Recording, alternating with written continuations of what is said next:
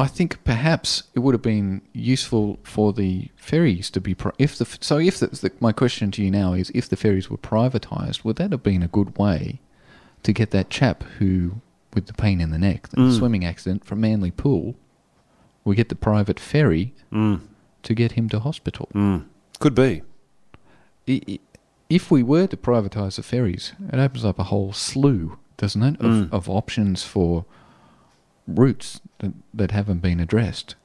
And I think we've alluded to that here, and I think it's time to put the hovercraft back on the agenda. I'm thinking about a pontoon just beyond the breakers on Manly Beach.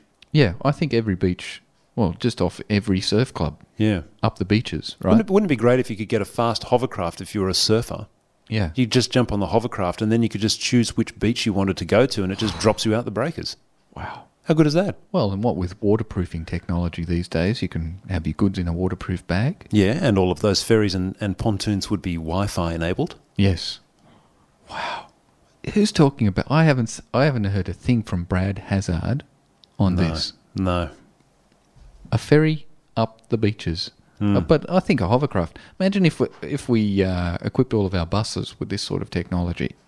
Gee, traffic's a bit... Hovercraft technology on a bus, is that where you're going? Yeah. Okay. Traffic's a bit ordinary. Well, I've heard that Mike Baird's still having trouble getting out of his garage to get out and about because the traffic's so bad. Maybe he needs a hovercraft. I haven't heard boo from Mike for ages. He hasn't been in the news because he's been stuck in the traffic.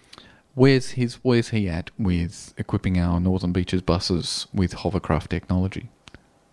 Where is he silent on that Don't one? know. So, cause think about it, Colin. Pittwater Road is really, it runs it adjacent to the beach. It does. So, what's with that? Why aren't we thinking about that? Can you imagine heading into the city peak hour?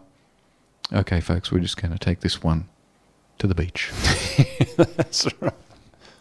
Turn left. So maybe what they could do then as well is maybe in Manly Harbour, you could have a harbour station.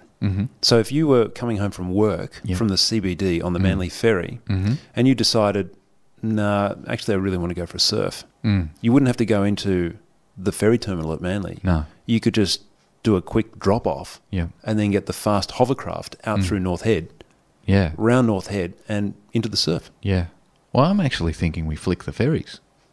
And just everything's hovercrafts. Hovercraft buses. Right? So you could... The express route would drop you at Manly Wharf and continue up the Corso. Bob's your uncle. How about that? Well, it would certainly look interesting, wouldn't it?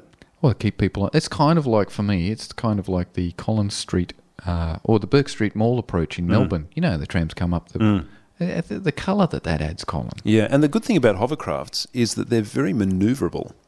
So you wouldn't have to create any lanes or dedicated spaces for the hovercrafts because they could just shimmy amongst the pedestrians on the Corso. They're great at the shimmy, and they've got those big inflatable bumpers on the side. So they're very, very kid-safe and all that sort of thing. They're kind of like the operable walls of transport, aren't they? In fact, I think that in really busy peak times, the hovercrafts could probably just go straight over the top of the pedestrians.